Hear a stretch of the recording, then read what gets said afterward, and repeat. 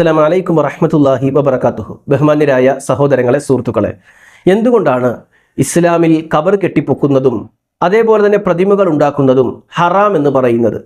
കാരണം ഇസ്ലാം ഏകദൈവ വിശ്വാസത്തിൻ്റെ അടിസ്ഥാനപ്പെടുത്തിയ മതമാണ്.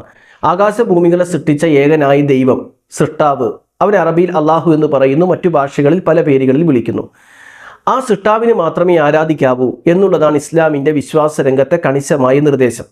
അതുകൊണ്ട് തന്നെ വിഗ്രഹങ്ങളാണെങ്കിലും ഖബറുകളാണെങ്കിലും ചിത്രങ്ങളാണെങ്കിലും ഒരു പക്ഷേ അതെല്ലാം ബഹുദൈവ ആരാധനയിലേക്ക് മനുഷ്യരെ കൊണ്ടുപോകും എന്നുള്ളത് കൊണ്ടാണ് വിഗ്രഹങ്ങൾ ഉണ്ടാക്കുന്നത്, പ്രതിമകൾ ഉണ്ടാക്കുന്നത്, അതേപോലെ തന്നെ ഖബർ കെട്ടിപ്പൊക്കുന്നതെല്ലാം ഇസ്ലാം വിരോധിക്കാനുള്ള കാരണം. നമുക്ക് കൃത്യമായി വിശുദ്ധ ഖുർആനിൻ്റെ ആയത്തുകൾ പരിശോധിക്കുമ്പോൾ കാണാൻ കഴിയും.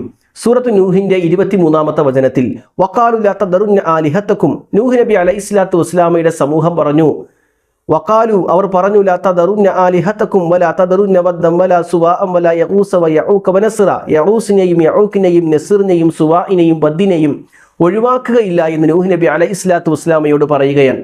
ഇവിടെ ആരാണ് യഊക്ക്, യഊസ്, നസ്ർ എന്നുള്ളതിനെ കുറിച്ച് ചർച്ച ചെയ്യുമ്പോൾ വളരെ കൃത്യമായി നമുക്ക് കാണാൻ കഴിയും. ഹാദിഹി അസ്മാഉ റിജാലിൻ സ്വാലിഹീന മിൻ ഖൗമി നൂഹ്, നൂഹ് നബി അലൈഹിസ്സലാത്തു വസ്സലാമയുടെ കാലഘട്ടത്തിൽ ഉണ്ടായിരുന്ന സ്വാലിഹീങ്ങളായ മനുഷ്യരാണ്. കേവലം ഒരു പ്രതിമകൾ, വിഗ്രഹങ്ങൾ മാത്രമല്ല, അവർ നല്ല മനുഷ്യരായിരുന്നു.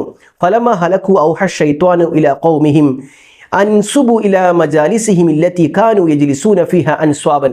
അങ്ങനെ ഈ സ്വാലിഹീങ്ങളായ ആളുകൾ വദ്ദ, സുവാ, യഊസ്, യഊഖ്, നസ്ർ ഇവർ മരിച്ചു പോയപ്പോൾ അവരുടെ തലമുറ എന്ത് ചെയ്തു? ആ തലമുറയിലേക്ക് ശൈത്താൻ തോന്നിപ്പിച്ചു, ഈ മഹാന്മാരായ ആളുകൾ ഇരുന്നിരുന്ന അവർ പൊതുവെ വന്നിരിക്കുന്ന ആ സ്ഥലങ്ങളിൽ അവരുടെ പ്രതിമകൾ ഉണ്ടാക്കണം, അപ്പോൾ അവരെ കാണുമ്പോൾ നമുക്ക് ഇബാദത്ത് ചെയ്യാനുള്ള താല്പര്യം കൂടും എന്ന് തോന്നിപ്പിച്ചു.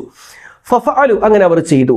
അങ്ങനെ വലം തുഅബദ ഹത്ത ഇദ ഹലക, ആ സമുദായം അവരെ ആരാധിച്ചിട്ടില്ല. വനസിയൽ ഇൽമു ഉബിദത്ത്, അങ്ങനെ കുറച്ച് കഴിഞ്ഞപ്പോൾ എന്ത് ചെയ്തു? പുതിയ തലമുറ വന്നു.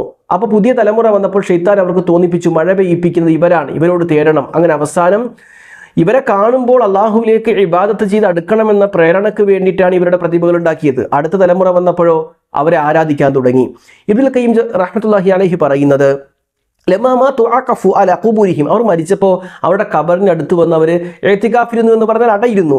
സുമസവറു തമാസീലഹും, എന്നിട്ട് അവരുടെ പ്രതിമകൾ ഉണ്ടാക്കി. സുമത്വല അലൈഹിമുൽ അമദ്, കാലം കഴിഞ്ഞു പോയപ്പോൾ ഫഅബദൂഹും, അവരെ ആരാധിച്ചു. അതുകൊണ്ടാണ് ഖബർ കെട്ടിപ്പൊക്കണ്ട, ഒരാളുടെയും പ്രതിമകൾ ഉണ്ടാക്കണ്ട എന്ന് ഇസ്ലാമിക പ്രമാണങ്ങൾ പരിചയപ്പെടുത്തുന്നത്. പ്രതിമകൾ പോയിട്ട് ഒരാളെ ബഹുമാനിക്കാൻ വേണ്ടി ഒരു ചിത്രം തൂക്കുന്നത് പോലും ഒഴിവാക്കണം എന്ന് പറയാനുള്ള കാരണം അതാണ്.